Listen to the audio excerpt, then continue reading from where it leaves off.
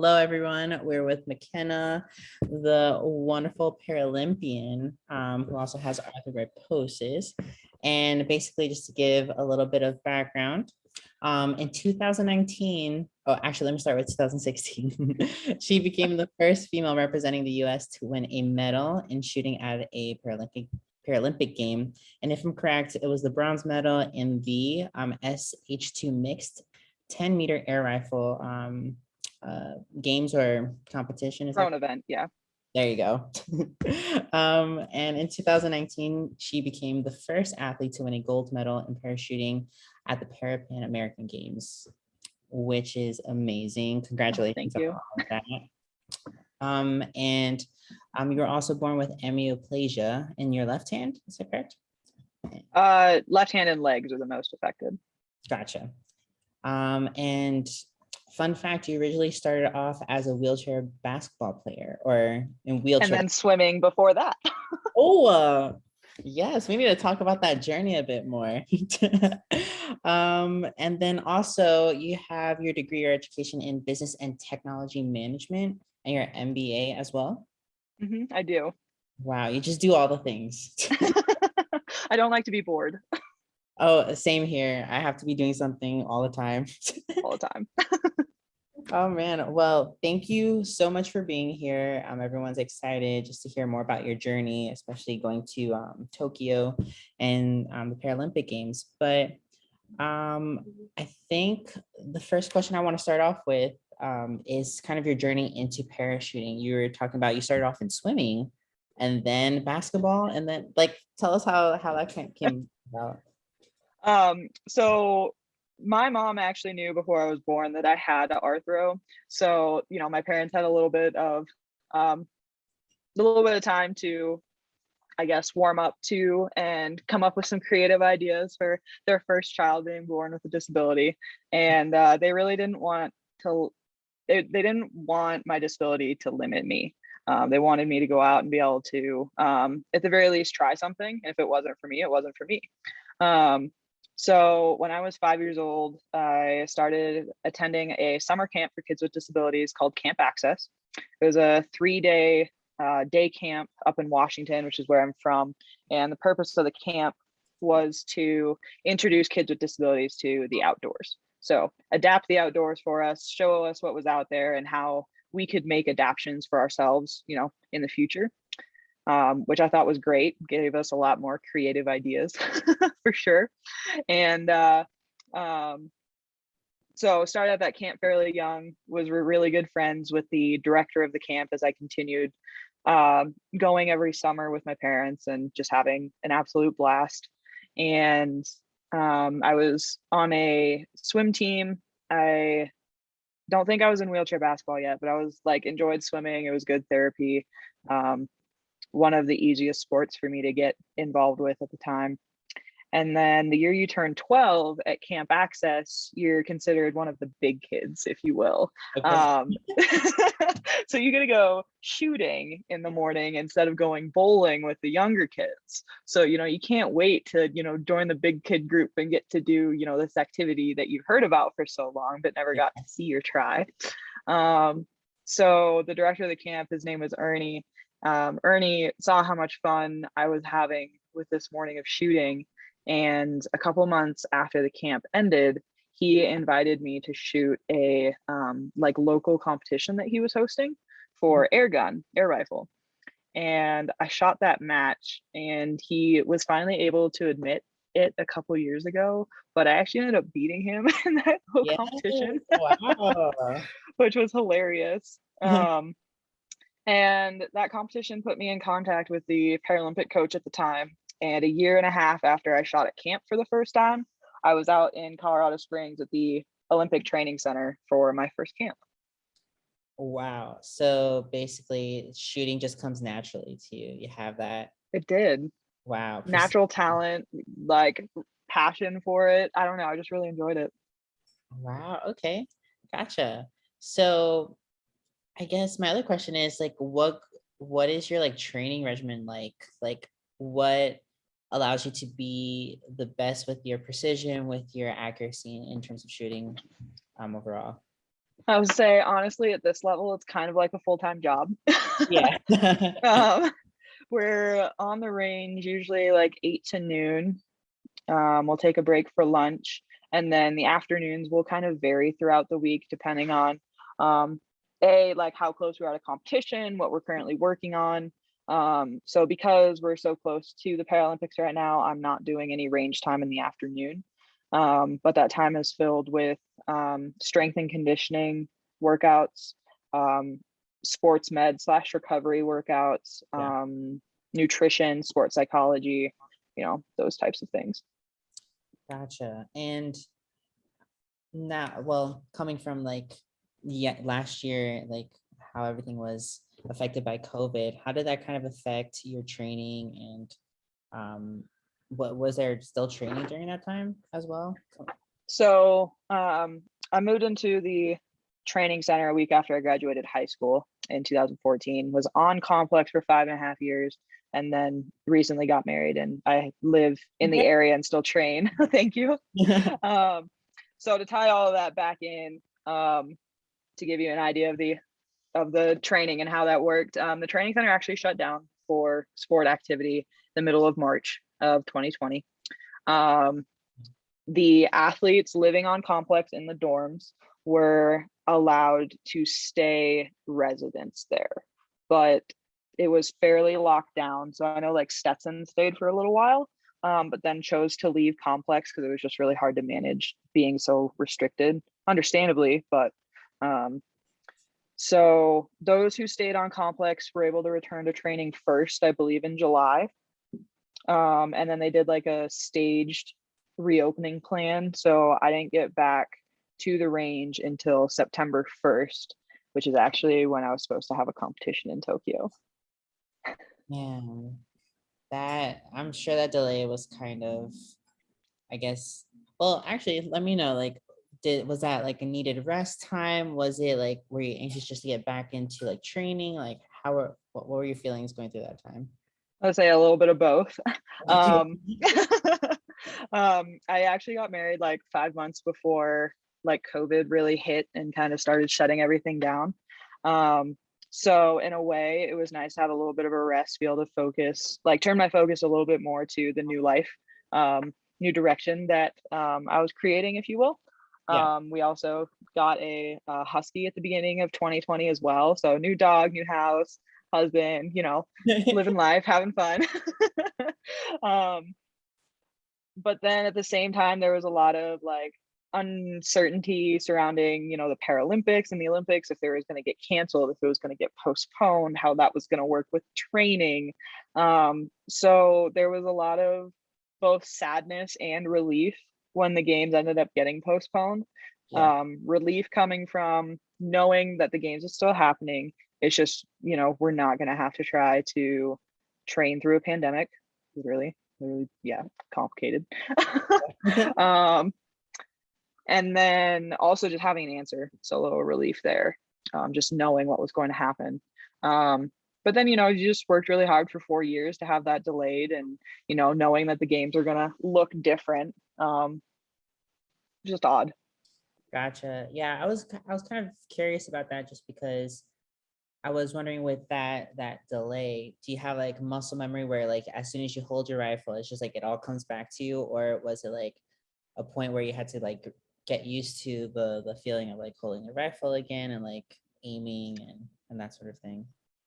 I don't feel like you really lose a whole lot with shooting. It's honestly just getting back into the rhythm of it. Okay. So I was really excited to get back into the training center, and appreciated everything that the USOPC and the training center did to create a safe training environment over the last year. I know it was really complicated, but I felt like I was able to get back in the swing of things fairly quickly, and I was just excited to be back in there. That's good. I'm glad you're able to just get into, that headspace again, and there's nothing like kind of hindering you. With regard to your air rifle or like just the rifle in general, from what I like researched, the rifles are modified for each individual, or like, do you have any like sort of modifications to your rifle? that are I unique guess to your ability? I was gonna say, I guess the easiest way to say it is that every rifle is customizable. Got So they come with the ability to customize them because these companies know how important it is to have a rifle that fits well, if Yeah. that makes sense. Yeah. So there's a lot of adjustments that you're able to do with the rifle on its own. So I don't really have a whole lot of like outside adjustments that I've made to it, just the capabilities of the gun. Gotcha. Okay. And is that like, I guess I'm just new to the whole like shopping for a rifle world. Do you have like a preferred like company, or do you have like conversations with the company, or when you receive the rifle, it has already that ability to like customize it? Like, how does that work?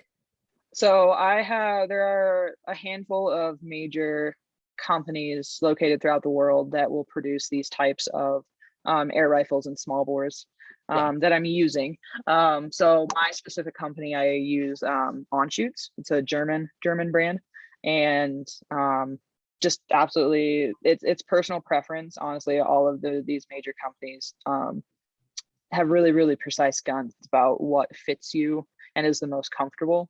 So I had an on-shoots air rifle and just ended up loving it, and was able to get a small bore after I won bronze in Rio.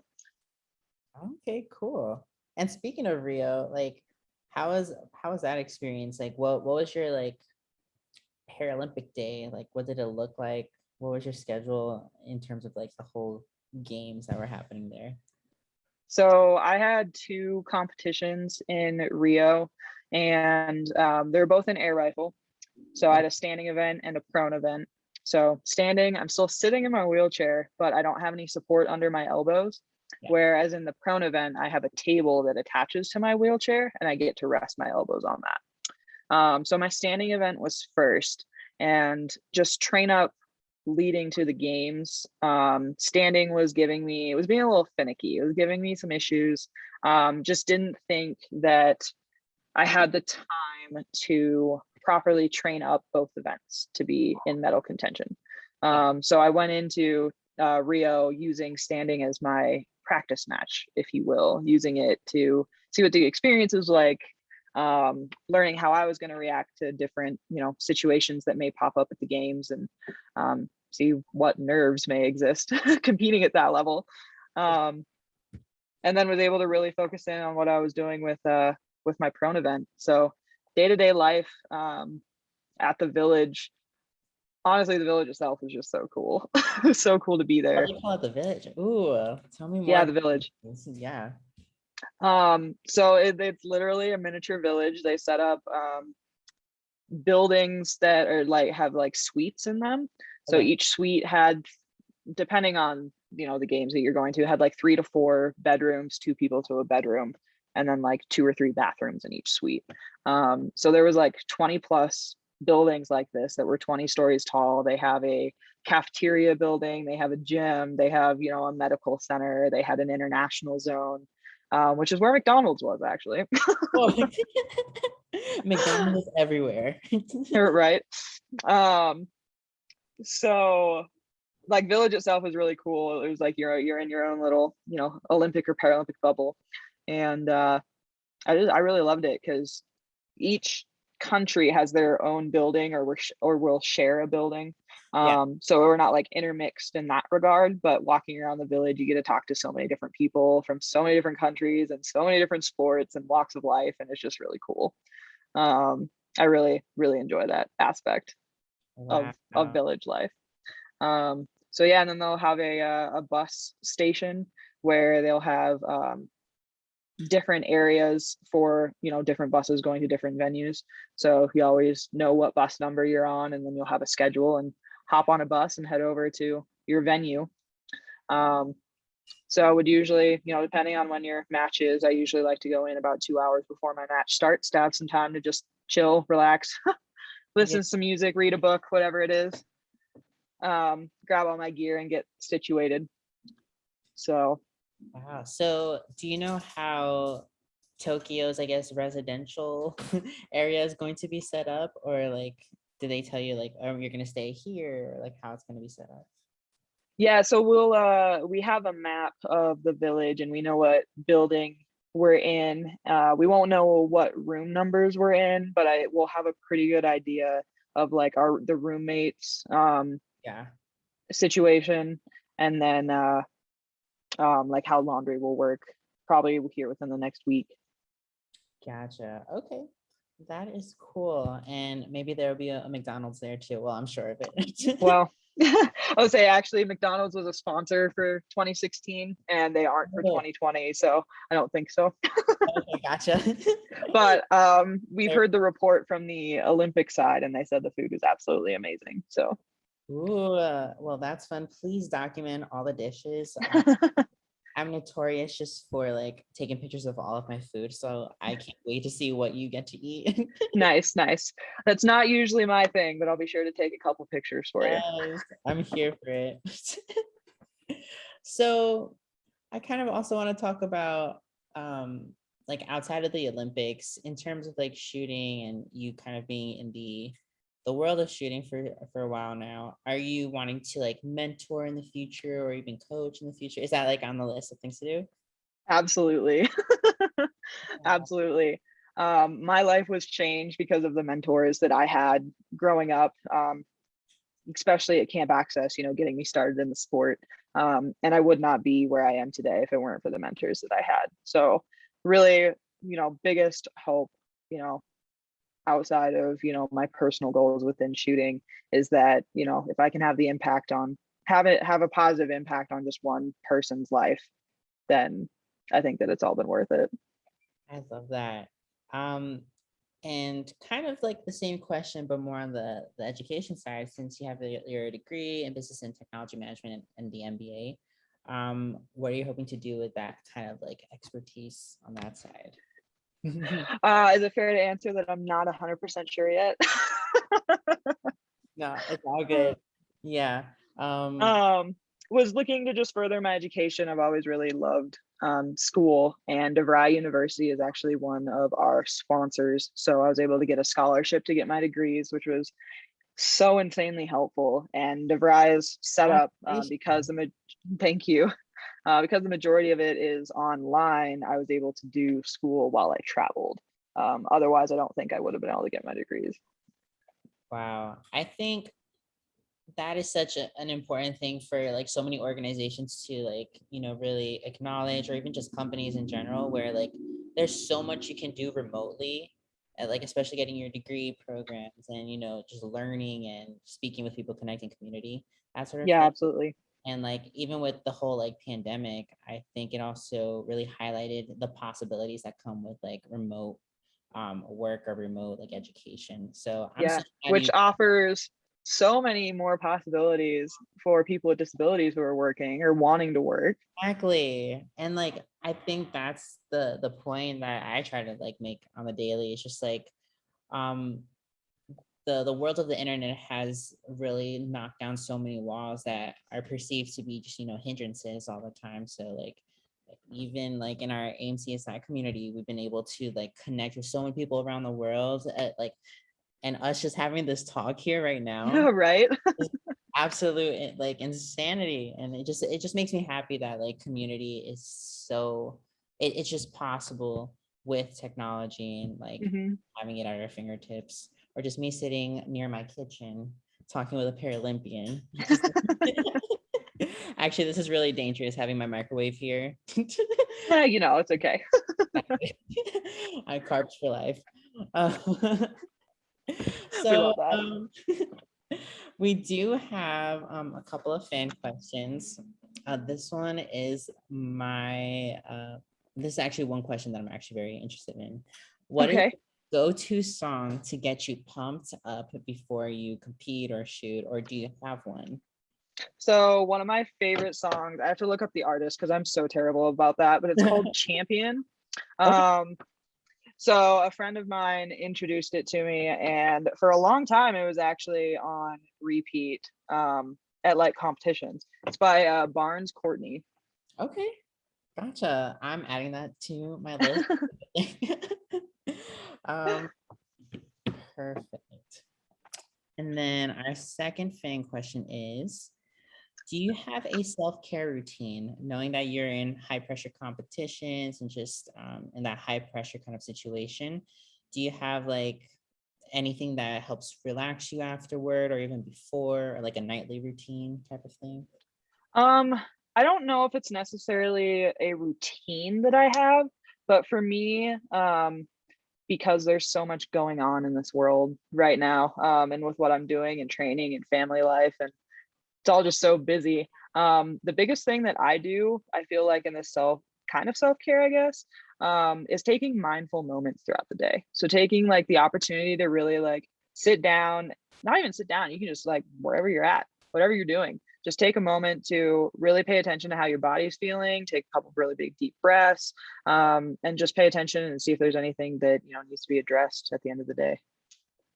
I love that. Actually, I think we often don't take enough time to just like kind of sit still and, kind of introspectively think about where we are at the moment. And Right. yeah, and well, especially for me, like during COVID, it like forced me to like think more introspectively because I was stuck inside all the time. Well, as everyone was. Fair. So totally mindfulness is something good to keep on the list for self-care. Usually my go-to self-care routine is eating. Fair. Also fair. Yeah, some We tacos. live for that. um, let's see. The last question here.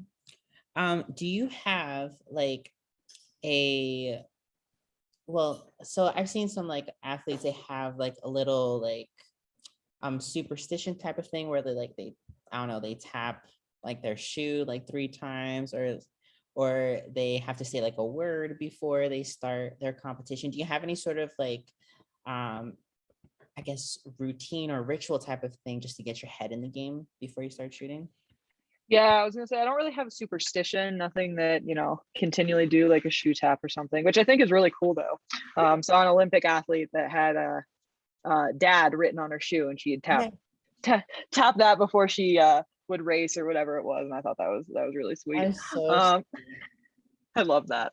Um, but usually a lot of it is just making sure. I like to, just look inward a little bit more. So staying off of my phone, I'll put that in airplane mode if I can, or, stay off of social media just to make sure that, my space is protected, if you will.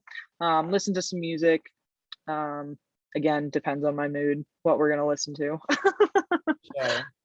Sometimes it's country, sometimes it's Christian, just punk rock. Sorry. Not, yeah, I punk was rock. about to say I've never heard the genre pump rock. Punk rock, it's a thing. Look it up. Let's just like start it, McKenna. Punk rock, Brandon. I love it. Um, So yeah, listening to some music and just taking some time, doing a little bit of mindfulness. So that is good. I need to learn how to like put my phone on airplane mode a bit more, just to like clear my mind, because I have notifications just like pop up and my eyes just like wander. And I'm just like, oh. I was gonna say, actually, for general everyday life, I've actually turned all my notifications off except for like text message, email, and like Messenger. Wow, that's actually such a genius way to prioritize like where your like attention is going. I might have to do that It's now. made such a huge difference. Like I hated it at first because I'm Yeah, like, what if I miss something? I'm like, okay, you're gonna go on social media anyway. Anything super pressing, they're gonna call or text you. So very, very true. I think I guess with the millennial generation, I think there's always that like fear of FOMO where you're like fear of missing out, and like right. what if I missed a new notification, like you were saying, like if I missed a message, but you're totally right. What if you miss what's going on in real life? Exactly. Kind of a tangent, but there was this article I was reading, and it was talking about how like people at concerts literally are experiencing it through their phones instead of just like standing Being there. taking it in. And I guess it kind of relates to the Paralympics. It's just like I really hope people are just really really focusing on the athletes and seeing all of Yeah. the work that they've Yeah. put into. I was gonna say so when we were in Rio, I was very in the moment, and looking back now, I don't have as many pictures or like tangible, like physical memories of the games, which was great. But like, wish I would have taken a couple more pictures there. Well, you could always get one of those like lifestyle social media influencers to just like follow you around and just I'm good. I'm good. We'll skip I'm that. kidding. I'm kidding. That's Oh hilarious. man. So last question that I have here is kind of just centered on AMC awareness and like disability, kind of wrapping it all up in one nice bow. For our younger folks here in our AMC community, I know a lot of them have, large aspirations. They want to, do all the things, and it's totally possible, of course, like with, accommodations, accessibility, inclusion, that sort of, as long as those kinds of things are there, pretty much like everything is possible. So with regard to being a Paralympian and doing so many amazing things, being the first, female in 2016, the first athlete in 2019, it's just like, you really are an example of, transforming impossibility into possibility. So do you have any wise words or advice for our younger folks who would love to maybe become a Paralympian themselves, maybe in parachuting? First of all, hit me up if you want to do that. Honestly, though, biggest thing that I could tell anybody is you are your biggest limiting factor. Your mind is the limit, and anything that you want to do or go after, you absolutely have the power to do so. May have to get creative in how you go about doing that sometimes, but that's okay. Don't be afraid to speak up and ask for, the accommodations that you need, or ask for assistance in getting something done. But if you have a dream in life, don't hold yourself back from it. I absolutely agree. I think many times, many individuals like may perceive asking for assistance as a weakness, but like actually vocalizing the need for assistance, you need so much strength to even do so. So Absolutely. I commend you on just like how far you've come, all the things that you've just achieved. And like I said, you are such an awesome example of transforming impossibility to just what's feasible in life. So maybe I might pick up a rifle sometime soon and go to the range and practice, because you're motivating me. I think I won't do the whole burger eating contest. All right. Well, thank you so much, McKenna, for speaking with me. I really love these talks because, it's one thing to say, you can do it, but it's another thing to like see someone who has done it and you've done it. And we are rooting for you in Tokyo. We're definitely going to be cheering you on. Actually, And thank you so much. of course. Do you know your schedule, like when you're going to be like actually competing and that sort of thing? Yeah, so the U.S. Paralympic shooting team, we're taking off for Tokyo August 22nd. So here just in a week and a half, which seems crazy at this point. Opening ceremonies will be August 24th, and then I will compete on 3 different days. So August 30th, September 1st, and September 4th. Gotcha. Okay. Well, we'll be sending our good vibes on all of those days, and we hope you have safe travels to Tokyo. Overall, Thank you again, so much. of course. Well, thank you so much for speaking with me. And also let's let to know that we say hello as well. I'm sure Will do. To him. Will do. We're gonna have a training session tomorrow morning. So okay, yeah, definitely let him know we said hi. But thank you again so much. And everyone, we will have this recording on our website as well as our social media. And definitely check McKenna's socials out. And you're on Facebook, you're on Twitter, and you're on Instagram. So I'll put all those handles in our article write-up later. But thank you again, and we will see you next time. Yeah, thank you so much. Thanks for having me on today.